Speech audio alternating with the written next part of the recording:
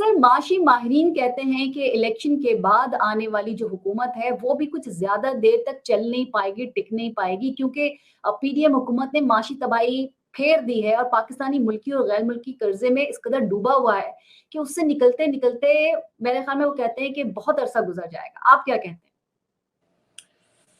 हाँ, एक बड़ा मशहूर जुमला है कि बहुत नाज़ुक सूरत-ए-हाल है। तो पाकिस्तान को तो हम हमेशा से देखते ही आए हैं कि बहुत नाज़ुक सूरत-ए-हाल रही है, हर हुकूमत में रही है।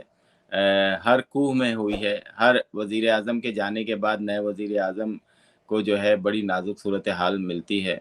जो कुछ पाकिस्तान में पिछले कई सालों में हो गया, 2017 से 2023 तक का सफ़र जो है वो अराउंड $200 कम-ओ-बेश डॉलर के बढ़े और उसके साथ ही जो है वो महँगाई जो है वो उतनी ही परसेंट ऊपर चली गई है। महँगाई पूरी दुनिया में हुई है, लेकिन पूरी दुनिया जो है वो वापसी की तरफ जा रही है और अपने आप को सही करने के लिए जा रही है।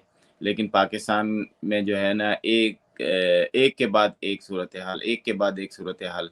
तो जो अभी आपने इंट्रो दिया था, बड़ा अच्छा दिया था। लेकिन मेरा ख़्याल है कि सियासतदानों को सियासतदानों के साथ ही मिलके चलना होता है। ये बात अगर हमारे सियासतदानों को समझ में आ जाए, तो पाकिस्तान आइंदा 10 साल के बाद अपनी राह पे जो है चलना शुरू कर देगा। लेकिन हम जब शॉर्टकट में किसी और की मदद लेते हैं और वो तीसरी ताकत जो है आपको अपनी मदद से लाती है, फिर अपनी मदद से उखाड़ देती है, फिर लाती है, फिर उखाड़ देती है, फिर लाती है, फिर उखाड़ देती है।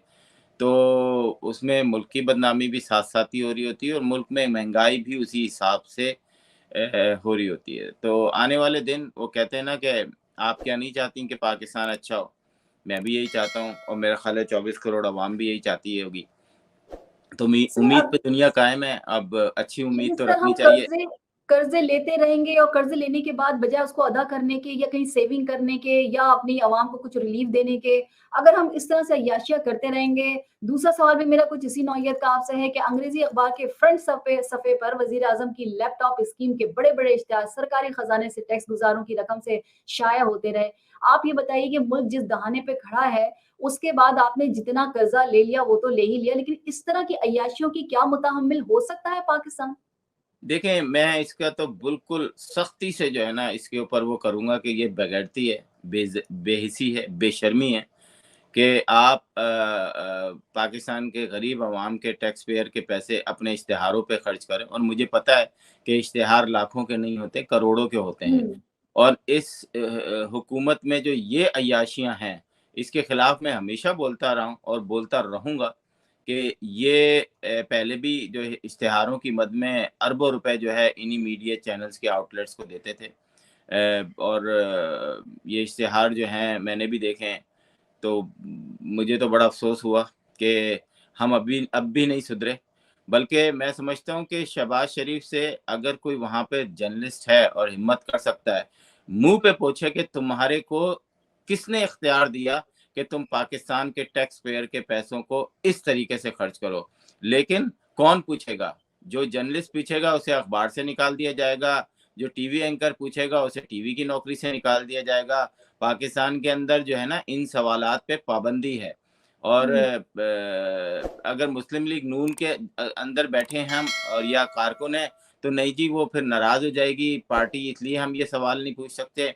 यही दूसरी पार्टीज़ में भी होता रहा है और यही इस पार्टी में भी होता रहा है कि तो ये बेशर्मी है, बेशर्म हुक्मरान है, जो कि करोड़ों रुपए जो है, वो सिर्फ़ इश्तिहारात की मद में अखबारात को दे रहे हैं और या तो अखबारात को खुश करने के लिए दे रहे हैं या हुँ। अखबारात के अंदर जो है जो अपना इन्फ्लुएंस रखने के लिए दे रहे हैं। तो मैं इसे बिल्कुल बेहिसी कहूँगा और बेशर्मी कहूँगा सर और ये इस बिल्कुल नहीं होना चाहिए। मैं अगर आगे चलूँ तो फिर मैं आप क्योंकि आप वॉशिंगटन में अमेरिका में तो आप मुझे सही सिचुएशन बता सकेंगे। कांग्रेस में से पाकिस्तान में जो ह्यूमन राइट्स वायलेशन हो रही है उसके लिए वीडियोज़ भी जा रही हैं, लोगों से कहा भी जा रहा है। तो वहाँ पर जो सियासतदां हैं या वहाँ पे जो कांग्रेसमैन हैं, उनसे शायद कहा जा रहा है कि वो स्टैंड लें। वो स्टैंड क्यों नहीं ले रहे? क्या ये बात सही है? बिल्कुल कई दफ़ा कोशिश की गई फंड रेज़िंग के दौरान लोगों को कांग्रेस मेंस को अपने घर बुला के ये ख्वाहिश का इज़हार किया गया कि पाकिस्तान यहाँ तक वो किया गया कि पाकिस्तान पे सैंक्शन तक लगवाने की बात की गई कि वे पाबंदी लगवाने की, उनके वीज़े पे पाबंदी लगाने की बातें की गई हैं। और मैं आपको ये बताता चलूँ, अपने नाज़रीन को भी बताता चलूँ कि यहाँ पे 60-65-100 कोई भी कांग्रेसमैन और वुमेन और सेनेटर्स जो है, वो सिर्फ़ चंदा लेने के लिए, फंड रेज़िंग लेने करने के लिए जहाँ पे पाकिस्तानियों का इन्फ्लुएंस है और वो हुँ, लाख-लाख डॉलर जो है 2-2 लाख डॉलर अपने कांग्रेसमैन और वो कांग्रेस वुमेन को चंदा देते हैं, तो वो हुँ, उनसे कुछ न कुछ कहलवाने में कामयाब भी हो जाते हैं। अभी हुँ, माज़ी में जिस तरीके के 60-70 जो लोगों ने सिग्नेचर की, उन्होंने मोस्टली लोगों ने, अगर आप रिपोर्ट देखें, तो उनको पता ही नहीं था कि ये हो क्या रहा है। और हुँ, स्टेट डिपार्टमेंट की भी एक वो आ गई है कि उन्होंने भी कोई ऐसी ख़ास जो है हुँ, मतलब उन्होंने यही कहा है कि जी ये पाकिस्तान का इंटरनल मामला है। तो हुँ, ये बात जो पीटीआई के एक ख़ास ग्रुप जो है वो यहाँ पे फैलाने की कोशिश कर रहा है कि किसी तरीके से पाकिस्तान पे पाबंदी लग जाए। तो सर मैं पाकिस्तान पे पाबंदी 24 करोड़ लोगों के लिए शायद मुश्किल हो, लेकिन वो ये हाँ, नहीं समझ रहे कि यहाँ जो एक मुल्क दूसरे मुल्क के अंदर जो है ना, वो इस तरह इंटरफेरेंस नहीं कर सकता, क्योंकि यहाँ पे भी कैपिटल हिल हुआ था। यहाँ हुँ, पे भी बिल्कुल इसी तरीके का एक वाक़या हुआ था और हुँ, उसमें कोई इतना ज़्यादा ऐसा नहीं हुआ था, लेकिन उन्होंने तकरीबन 240 लोगों को सज़ाएँ भी दी और हुँ। सज़ाएँ जो थीं वो महीनों से लेकर 18 साल तक सर की अभी तो सज़ा। इंक्वायरी बाकी है ना, अभी तो इंक्वायरी बाकी है। आपने देखा जिस तरह से कहा गया कि कहाँ वो जिनको सज़ा नहीं, मिलेगी। बिल्कुल इंक्वायरी लेकिन करते रहें, इंक्वायरी भी हाँ, करते रहें, सज़ाएँ भी अच्छा दें, जज़ा दूसरे भी दें, जो दूसरे करना है करें, अमेरिका वो के पाकिस्तान का इंटरनल मामला है, उसको ठीक है। कोई भी मुल्क डिस्कस नहीं कर सकता अभी।